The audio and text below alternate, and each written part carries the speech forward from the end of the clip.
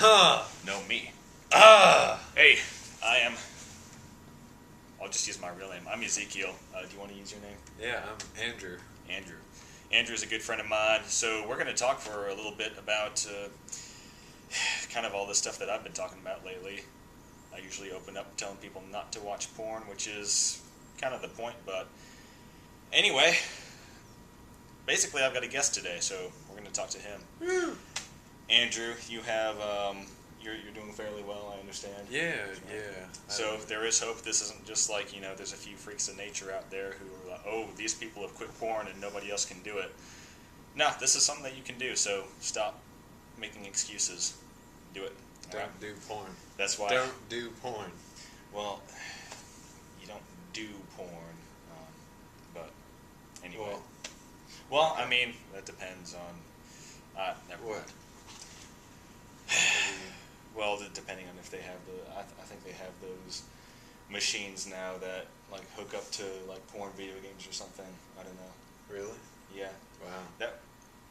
Don't get into that, okay? Don't do that. In fact, I would say. Don't watch anime. Oh, yeah, don't watch anime. Don't play video games either, because that's also just a one-way street. Because then you get lazy, and then when you get lazy, then you get. Yeah. We get the point here, if you're watching these and you're probably familiar with the battle and everything. Really, though, video games just are another time waster. I quit them a long time ago. I don't regret it. So, quit it. See if you miss it. You probably won't.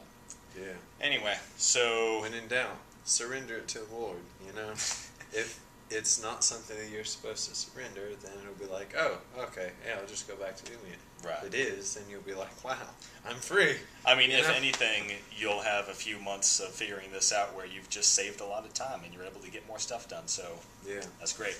Yeah. So, well, let's get right down to this. You had something you wanted to talk about. Yeah. I was just saying that this past week was kind of a difficult week for me, just because, like, you know how every now and then you get those weeks where you're like, wow, like, I'm just lonely. Like, there's no, like, two ways about it. And not like, I'm lonely, but, that as well as just like, wow, like, I need a helper, that sort of a thing. Right. So, I guess this was a Tinder week, if that makes sense. Not the app. Don't use that. But a vulnerable week, I'll say. Right. And it kind of made me think a little bit more of like,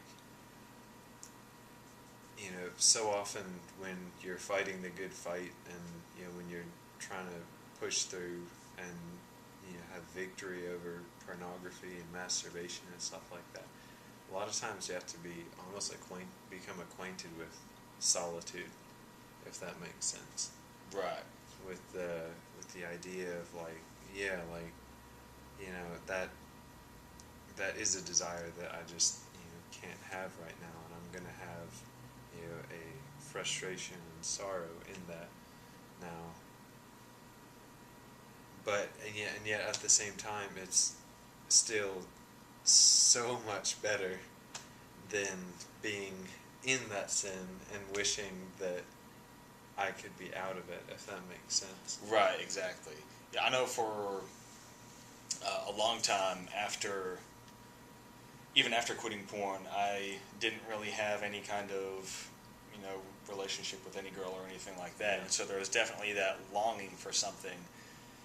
Yeah, at the same time, that was so much better than being caught in that sin and just fighting that. Absolutely. Every single day. And, it is still a fight. Like you said, it's been tough this past week. It gets tough for me a lot. But being able to claim that victory is a lot better than just being defeated all the time, definitely. Yeah. It's kind of that feeling of like I'd rather be sad and clean than dirty and frustrated. Right. So, because and not that this is like the end goal either, it's not like, oh, should I quit porn and be sad all the time, or, should I just be, in porn and frustrated, that sort of a thing. That's not the end goal. Yeah, we're not like a. We're not saying, hey, go out and be lonely. Don't talk to any girl. Don't look for that type of thing at all. Now, I would say that there is merit in not looking for a relationship if you are not in control of, or that God is in control of that part of your life, that sort of a thing. Right. Just because that can be poison, if that makes sense. And I think I talked about this in another video, but basically I would say that if you are still stuck in that sin, if you're stuck in porn addiction and masturbation, if you're stuck in some other kind of serious sexual sin like that, then you shouldn't even be looking for a relationship. Yeah. Because honestly, you're just cheating from the get-go in that case. Yeah, absolutely. And I mean, there's so many avenues of like, as long as there's that sin there, it's, our human rationale, if that makes sense, is like, oh, this is a good excuse, if that makes sense. Maybe I'll kind of gravitate towards that. And, I mean, not to mention it's just warping and twisting, what, sex and, marriage, that sort of thing is really supposed to be, and the joy that is there. Yeah, because it'll definitely bring mindsets and expectations into the relationship that just really don't have any place there. Yeah, absolutely. And sexual sins they're different than other sins in that there's a consequence that we pay within our body and our mind. AIDS. Yeah, well, that too. don't get AIDS.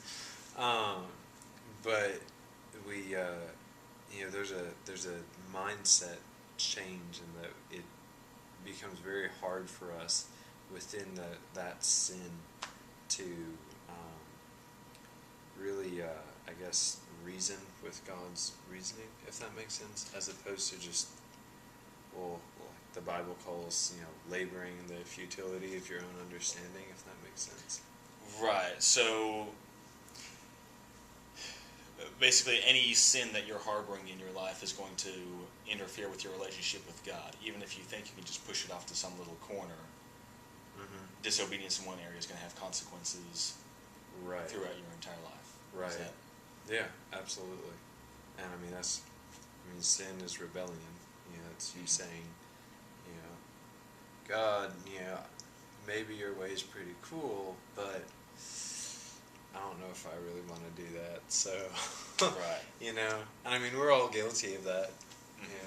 And even, this reminds me, just because you don't want to obey, just because you like have this serious inclination not to obey, doesn't mean that you have to disobey. And it doesn't mean that you have to not do the right thing just because, I know a lot of people, they won't do the right thing just because they think, okay, well, my heart's not really in it, or do you understand what I'm saying?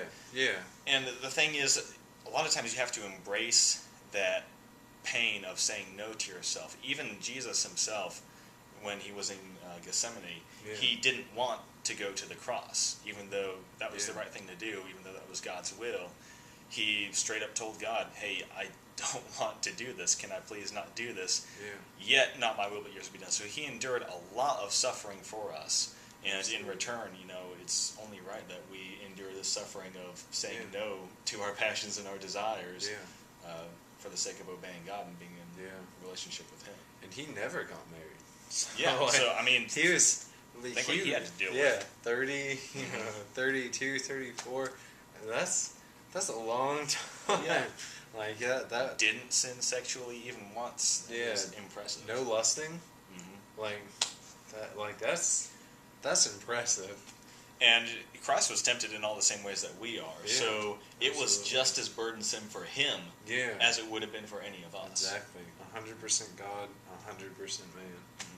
Everything that we're fighting through, he fought through. Which also gives us, there's comfort in that, right?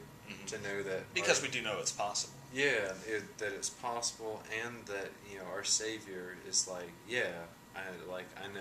You know what I'm saying? Right, like, he gets it. I've been there. I understand everything that you're going through. It's awful. It sucks. And I that's understand why you're so weak. Yeah. Like, wow, I had to humble myself a lot to come down. But yeah, that's just such a, God understands, if that makes sense. And though He is holy and righteous, He also is gracious to us and forgives us, and settles our account with Him, if that makes sense. Mm-hmm. So right, and that's the point that I kind of bring back a whole lot, is that there's no excuse for sin. There's no excuse for not going the rest of your life without watching porn. I mean, there's no excuse for just being clean from here on out. At the same time, you might stumble and fall. Is that an excuse to go and consciously stumble? No. But at the same time, God's grace is infinite. And if you are genuinely seeking Him and trying to fight this genuinely, and not like, oh, I tried really hard, so, for the past week or so I'll just take a cheat day or something like that. As long as you are in a genuine effort to follow God, then His grace covers your shortcomings, whether they're in the past or in the future. And I know that that's so easily used as an excuse to try and fall back into something, which isn't, but I like to tie that into you never fail too much to be within God's grace. And a lot of people, they hold on to that guilt. They feel like, okay, I've done too much, I'm too guilty, I'm too ashamed to run back into God's arms and just turn this thing around now. They just kind of wallow in that sin. And I was there a lot too, a lot of times. And that all it does is hold you back. And that kind of guilt is actually, I believe, from the enemy. Yeah, that's not from God. Any guilt that convicts drives us and brings us to that. But as soon as there's repentance there, it's like, son. Come back. Slay the cow or whatever. The prodigal son. Yeah, bring a robe and a ring for my son. So, yeah, absolutely. And I mean, really, you can't take advantage of God. Right, He'll know. Yeah, He'll know. He sees everything. And He sees not just the outside. He sees everything that you're thinking, how you feel in the moment, all of that. He sees it all. I mean, we're all laid bare before God, that sort of a thing. So, that's... Yes, He's gracious to us, and yet, He's nobody's wuss, in a sense. We are His. He's not ours. So, yeah. So He's not going to be fooled by what fools anybody else. Yeah. So, which is why you have to take it completely seriously. Take it really more seriously than you might think is reasonable. Yeah. And because you've been desensitized, honestly, to your own sin. Right, and a lot of times you may not even understand your own motives, even as well as God does. You might, we're really good at rationalizing things. We're really good. We're really good at rationalizing good at lying to ourselves. Self-deception. Mm-hmm. We're so good at it. Something we had a great idea. But I know for me personally, when I was just stuck in the cycle of falling back into stuff, I had myself convinced that I was just curious about something, that I wasn't actually intending to lust, but I was curious about something, right? And that was what always led back into that. Right. And I think the thing that really, one of the mentalities that I really held on to for a while was like, oh, like, man, like, this is a physical need, and I have to do it. Right. And I haven't died yet. Yeah, like, I haven't... 11 months, haven't died yet. Yeah, like, treating it like it was a need, like something bad was going to happen if I stopped, that it wasn't something that I could live without. And, here I am,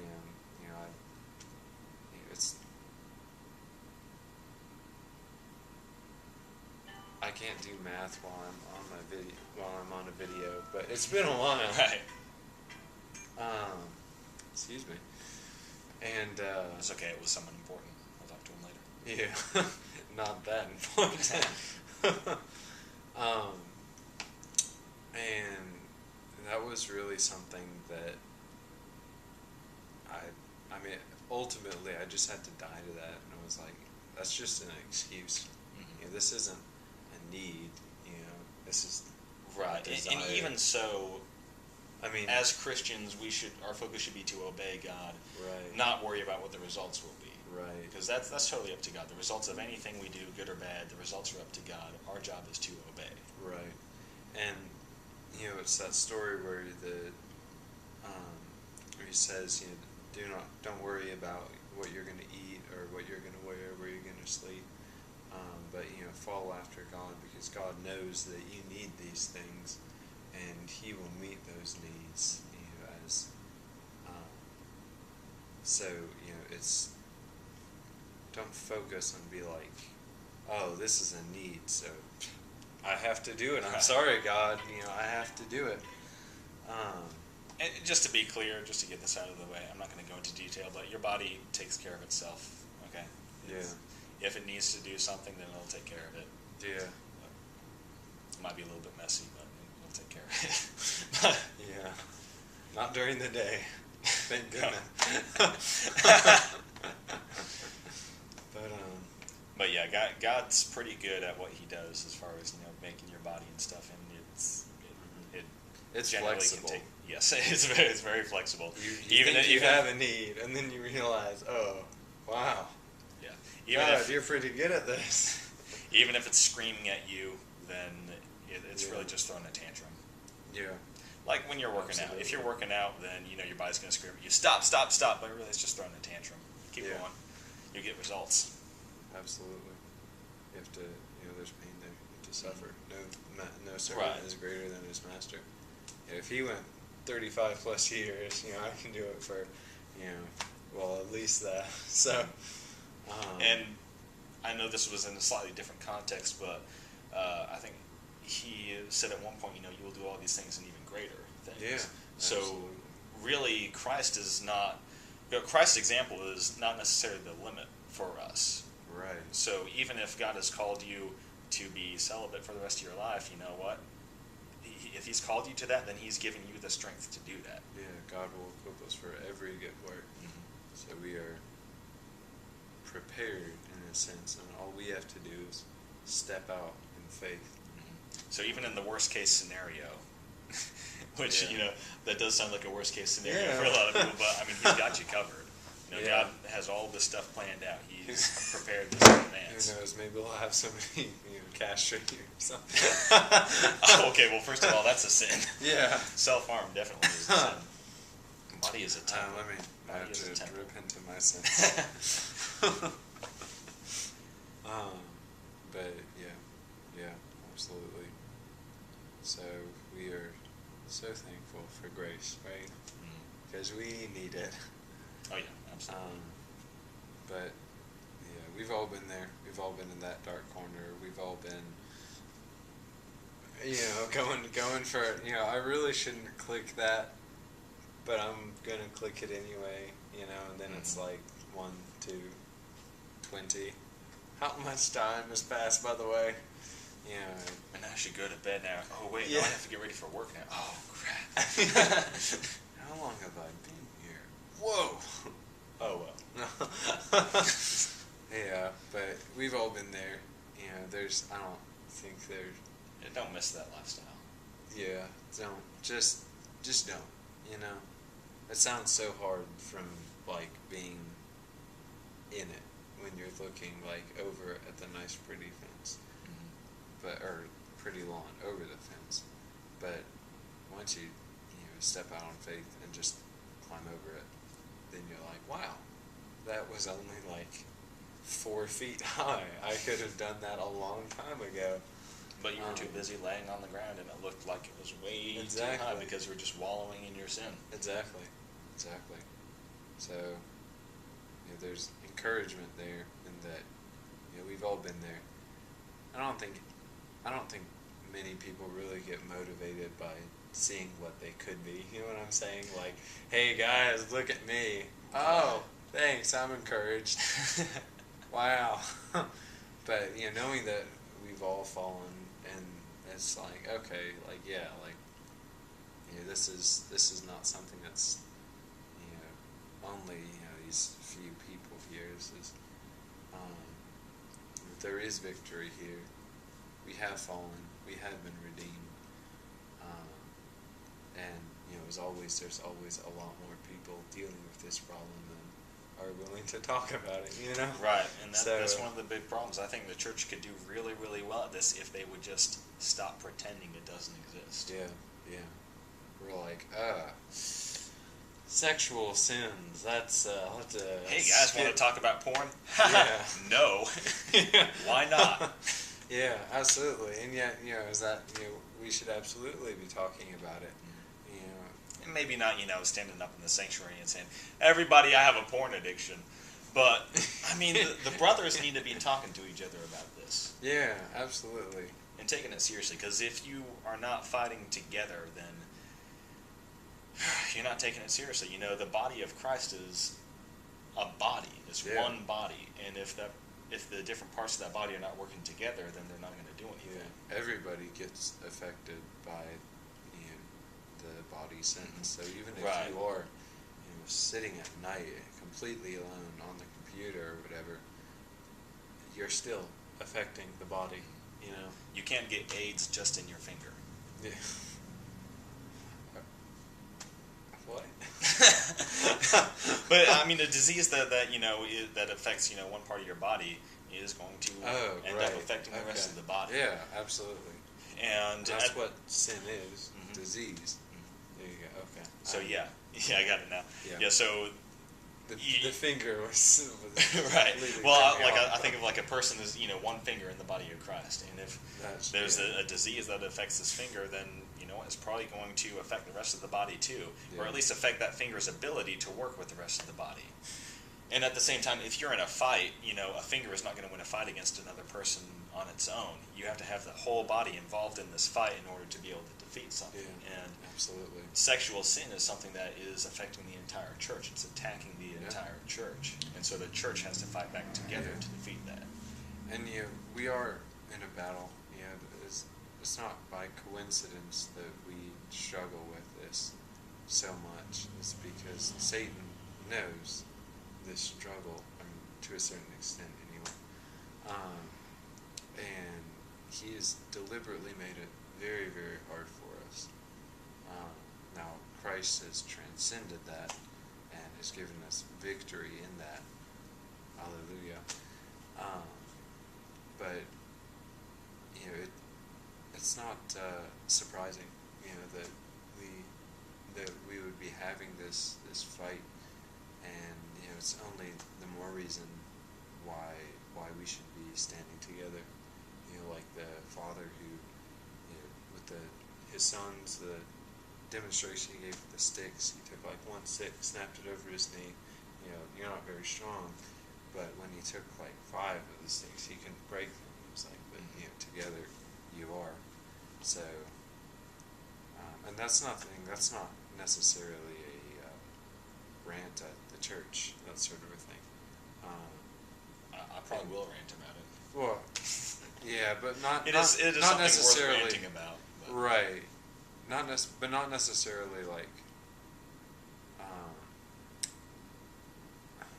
I don't want to cause like. You want spite, to correct. You want to correct, not to condemn. Yeah, it's not like having spite against the church, that sort of a thing. It's a desire to improve it, and a loving rebuke. Yeah, what God does with us all the time. So, yeah, but needless to say, there are those of us who do talk about these things, and offer encouragement, and mostly more in secret, which is what I would like to change. I'd like to get people talking about this more openly. Yeah. But I'm so thankful for the people who have talked about this, Absolutely. even behind closed doors. Absolutely. Because that's kind of how I got started having progress. Was a fairly closed group of people, who started wanting to deal with this, and that it ended up making waves. Yeah, absolutely. In the meantime, I know it would be wonderful to have everybody just immediately talking about this, but frankly, you're not going to get that done by just walking out and starting shouting about it. Yeah. It's got to be worked into. It's going to be a process, just like quitting porn for most people is a long process. Yeah. Getting this thing open and talked about openly is going to also be a process, but it's an important one that we have to go through. Yeah, absolutely. I mean, it's refinement. That's what it is. Trial by fire. So. And people are going to be uncomfortable. Yeah. Probably Absolutely. because they're watching porn. Yeah, struggling with it themselves. That's probably why. But I did not want to talk about it at all when I was still right in the depths of that. I just did not want to open up. I don't want to say anything about it. Yeah. It's like I'm not going to say anything because that's right where I am. Yep. Maybe Nobody wants to be the first one. Maybe a little too applicable. But yeah, absolutely. Although that being said, if we were talking about it, making a point, if you have, good friends and stuff like that, go like talk about it. You know what I'm saying? Like make that. Yeah, I wish I had. That's the thing. It would have been really uncomfortable, but open up. I wish I had done that, and I have no idea like how much farther I would be today if I had done that. Yeah. The first time somebody brought it up to me, and I just kind of denied it. Yeah. Which was, it was. Oh, I don't struggle with that. Right. Sinner. I mean, pretty much. I'll admit I lied about it, and it was, that was a few years before I actually started making progress. So definitely, definitely a step that I should have taken, just being honest with people. And I, thinking back, I can't really think of instances where I've regretted being honest with good people. Absolutely. I mean, that's how you get things done. In a sense. A lot of times, we almost pin ourselves back mentally and oh, I should call. Oh, he'll probably say no. That's not even an option. What about no? They wouldn't. Right, you're defeating yourself by anticipating that defeat. No, they're too busy. I don't have any options. You know what I'm saying? And I mean, we all do that. But that was, again, it's just one of those mental things. It's like, hold on, just make the call. Be open about it. I wouldn't necessarily call Don't call some girl you have a crush on and say, yeah. I want to talk to you about something very close. And then I want to text you 10 times and use lots of emoticons. I mean, talk to your brothers about this, and by your brothers, I mean the men of the church. Whether you think that they're really mature, or whether you think that they're struggling with this themselves, the men of God need to work together on this. Yeah, no matter where they are in that fight. Absolutely, and likewise for the women. I mean, they're probably not to the same degree, but I mean, at this point, I think they're doing about 30-40% better than us as far as porn in particular goes. Right, but that's still a lot. As far as it is growing. Yeah, which I mean, that's something that we have to understand here. We got to get serious about this quick because so far it's getting worse and worse. The church is actually losing this battle. Yeah, absolutely. Well, because we haven't, picked up our sword or shield. Right. Yeah. Exactly. We're like, wow, that looks like a tough battle. Let's talk about grace again. And the thing is, you can't get away from the battle. Yeah. It's pretending it doesn't exist isn't gonna make it go away. It's just gonna make you a little bit more comfortable while Satan is chopping at your neck with an axe. Yeah. It's like bludgeoning you in the head with a rock. I'm fine, guys. As long as nobody sees me like this, then it'll be cool. As they'll only see the wounds. It's fine. As long as they don't know how I got these wounds, it'll be. Yeah, I'll wear a hat. I'll wear a hat. Lots of people wear hats. Too many people wear hats. Which is something we have to fix. Okay. No, not like actual hats, but like masks, faces. Yeah. Yeah. Because people don't want to talk about it. Mhm. But, we're talking about it. So, Yeah. I mean, yeah. does this look difficult? Do we look like we're uncomfortable and shaking? And, oh, what are people going to think? I feel so comfortable. I'm kidding. Yeah. Honestly, we talk about this completely seriously without any jokes, but, then... Well, I joke a little bit, Right, but then somebody AIDS of the might finger. think that we were uncomfortable with talking about it. But yeah, I mean the first time here's the thing. I'm not saying it's not going to be uncomfortable. The first time I made a video, it was very uncomfortable. Yeah. The first time I started bringing it up to people, trying to break the ice, it was really uncomfortable for everybody involved. But in the end, it was so worth it, and Yeah. a lot of good, so much good has come Absolutely. as a result of that. I'm not special. The only difference between me and the next guy is that I just made the decision. Yeah, absolutely. That's all. I mean, we're all brothers. We're all sinners, saved by grace. And no matter where you're at, whether you've been off porn for 5 years or whether you were watching porn right before you found this video, we're all still in this fight. There's always a temptation, and it's probably not going to go away anytime soon. So we're all in this battle. We're all fighting, maybe not together, but we're all still fighting the same battle. Yeah. And we're just at different stages of it. We're at different points in the battlefield, but it's all the same battle. And if we would just fight that battle together in unity, then a lot of us would start getting a lot further, a lot easier. Absolutely. So yeah, yeah. that's about it. I think. Do you have anything else you want to touch on? Don't do porn. Yeah, don't watch porn. Don't do porn. Don't watch porn. Excuse me. Sorry. Definitely don't do porn if they've invented a way to do that now. Don't just stay away from that. Yeah. Don't buy an Oculus Rift, whatever it is. Stay away from that. Yeah. Until you've. Let's make a rule here, okay? Unless you haven't watched porn for 5 years, don't buy an Oculus Rift. And really, you're just better off without it anyway. Let's make another rule. Don't buy Oculus Rift. Period. That's like lucid. That's dreaming. probably better. It's like anyway. lucid dreaming, right? It just. I don't know what it is, but anyway. There's nothing good comes from virtual reality. Probably not. I can't really think of anything. Yeah. But. It's like, I'll pretend to eat food and then not eat food in real life. No, real life is pretty good. I like real life. I don't really like.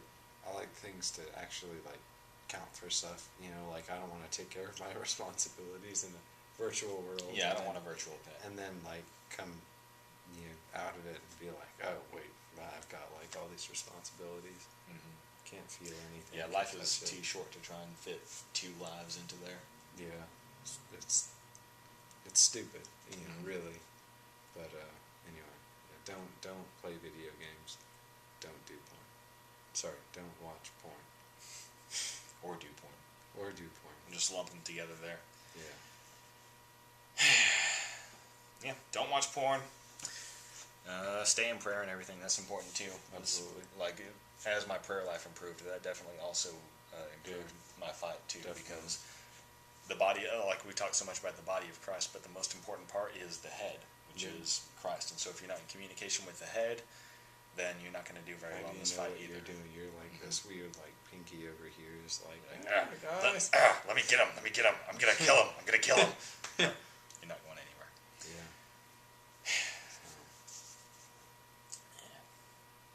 Yeah, I think that about covers it. Probably going to be doing more of these. Going to talk about a lot of stuff. We covered a lot in this little video here, but probably going to have him on more. Two are better than one. Yeah, going to have him on more. Going to have some other people on. I've already made 20, 30 videos or so about quitting porn and stuff like that. That goes in depth on a lot of these subjects we might have touched on. So check that out. And if you want to keep up with these and see more of him, then subscribe, and that'll be super easy. Yeah. But yeah, that's about it. Stay in prayer. Stop watching porn. Have a wonderful porn-free day. Absolutely. And we will talk to you guys later.